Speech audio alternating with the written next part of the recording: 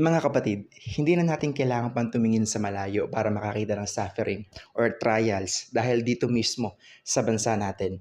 Families struggle with rising prices and parents wonder kung paano pag-akasyahin yung kanilang mga sweldo. At marami sa atin ngayon ang napapailing na lang dahil sa gulo at korupsyon sa gobyerno. At bilang isang Kristiyano, siguro madalas ito po ang tanong natin, nasaan ang Diyos? And why He allow His people to suffer. Kapatid, alam mo ba na millennia ago, mayroon ding isang tao na nagtatanong ng parehong bagay and his name was Job. And in one single day, mga kapatid, ang lahat ng sa kanya ay nawala. His wealth, his servant, and even his children. Imagine mo yun. Lahat ng pinaghirapan niya, lahat ng mahal niya sa buhay, gone in an instant. Pero alam mo kung anong response niya? Hindi galit, hindi despair o kawalan ng pag-asa, kundi worship. At ang sabi niya, naked I came from my mother's womb and naked shall I return. The Lord gave and the Lord has taken away. Blessed be the name of the Lord. Mga kapatid, Job's story reminds us na God's worthiness is beyond our possession, beyond our circumstances, and beyond our pain. God's worthiness is beyond our possession.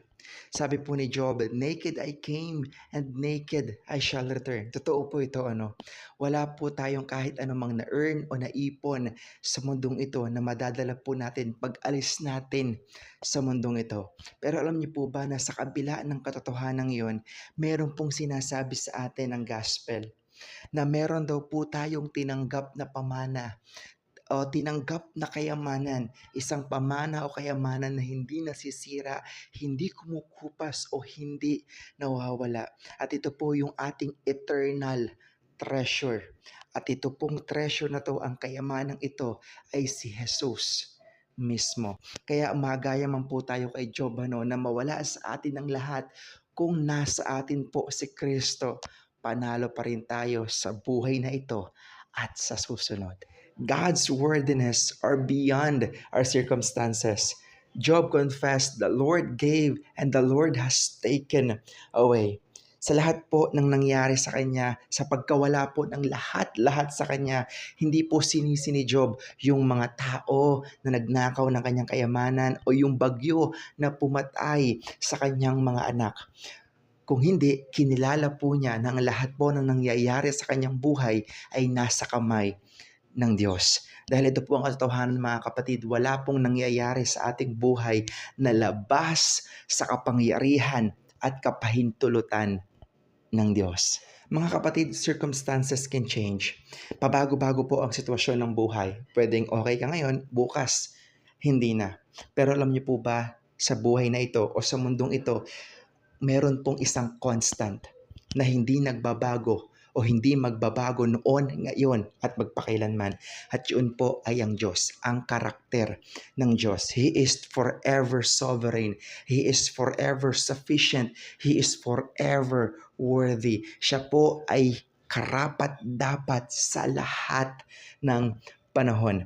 At meron pong pinangako sa atin ang Bible na sa gitna po ng bagyo, sa gitna po ng pagsubok ng buhay, meron po tayong angkla, meron po tayong anchor. At kapag ang ating pag-asa ay nasa angklang ito, kailanman po hindi tayo matitinag ng kahit anong bagyo. At ang angkla po ng ating buhay ay si Jesus mismo. God's worthiness is beyond our pain. Sabi ni Job, blessed be the name of the Lord. So instead of cursing God sa kanyang pinagdaanan, he blessed the name of the Lord. Actually po, si Satan, he predicted na after niyang tanggalin ang lahat kay Job, susumpain niya ang Diyos. But Job proved him wrong. He did not curse God, he worshiped him. Job's pain and Job's suffering became a stage kung saan na-display ang glory ng Panginoon. In the same way, the cross shows us na ang glory ng Panginoon shines the brightest in suffering, because the suffering of Jesus and His cross became the ultimate stage to show God's glory. Mga kapatid, pain is real.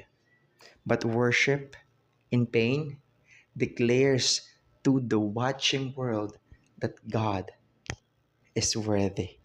Mga kapatid, Job's first test silenced Satan's accusation and proved that true faith worships God for who He is and not for what He gives. Mga kapatid, Job's story is a true example na ang mga totoong Kristiyano ay kayang sumamba, sumampalataya at magtiwala sa Diyos, may pagpapala man o wala.